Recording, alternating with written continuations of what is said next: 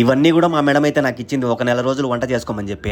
నమస్తే అందరికీ. ఎలా ఉన్నారు? అందరూ బాగున్నారా? మా మేడమోళ్ళైతే వేరే దేశానికైతే పోతా నాకైతే కొన్ని సామాన్లయితే ఇచ్చారు వంట చేసుకోమని జెప్పి. ఇంకా వాళ్ళొచ్చేంత వరకు మనకిచ్చే మధ్యాహ్నం పూట అన్నం గూడా బందయిపోయింది. ఇంకా మా మేడం ఇచ్చిన సామాన్లన్నీ గూడా ఇవే అనమాట. వాళ్ళు ఎన్ని రోజులకొస్తారో ఏమో నాకైతే తెలీదు గానీ చికెను, మటను అలాగే ఎర్రగడ్డలు, కూరగాయలు ప్రతి ఒక్కటి కూడా నాకైతే ఒక నెల రోజులు సరిపోయేమనైతే ఇచ్చారు. వాళ్ళు ఒక నెల లోపల రాకపోతే ఈ సామాన్లన్నీ గూడా ఒక నెల లోపల నాకయిపోతే మళ్ళీ సామాన్లు ఇవ్వడానికైతే వాళ్ళ అన్న కూతురు, కొడుకైతే ఇంట్లోనే ఉన్నారు. ఈ సామాన్లన్నీ గూడా ఇన్ని రోజులకి అయిపోయినా కూడా మళ్ళీ సామాన్లు కావాలంటే వాళ్ళ అన్న కూతురు, కొడుకుని అడిగితే నాకు ఇస్తానని చెప్పారు. నిజంగా ఇలాంటి ఇల్లు దొరకడం నా అదృష్టమే అనుకోవాలి. ఎందుకంటే వాళ్ళు సాపరి పోయేటప్పుడు మనల్ని పట్టించుకోకుండా వెళ్ళిపోతారు. అలాంటిది మా మేడం అయితే నాకైతే నీకు వంట చేసుకోవడానికి వస్తుందా, ఒకవేళ వస్తే ఏమేమి సామాన్లు కావాలో పని మనిషిని అడిగి తీసుకోమని చెప్పింది. ఇంకా వాళ్ళతో పాటు వాళ్ళ ఇంట్లో పనిచేస్తున్న పని మనిషిని కూడా తీసుకుపోయారు. ఇంకా అందుకే నాకైతే ఈ సామాన్లన్నీ కూడా ఇచ్చారు వంట చేసుకోమని. నేను మన ఇండియా బియ్యం అయిన బాస్మతి రైస్ అయితే అడిగాను, ఒక బ్యాగ్ అయితే ఇచ్చారు. ఎందుకంటే వీళ్ళు మసరి దేశానికి సంబంధించిన బియ్యం అయితే తింటారు, అవి అస్సలు బాగుండవు. ఇంకా మా మేడం ఏమేమి సామాన్లు ఇచ్చింది అదంతా కూడా క్లారిటీగా ఒక పెద్ద వీడియో అయితే తీశాను. దీంట్లో ఏమేమి ఉన్నాయని కూడా క్లారిటీగా అయితే నేను దాంట్లో వివరించాను. ఆ వీడియో చూడాలనుకుంటే కింద లింక్ ఇచ్చాను.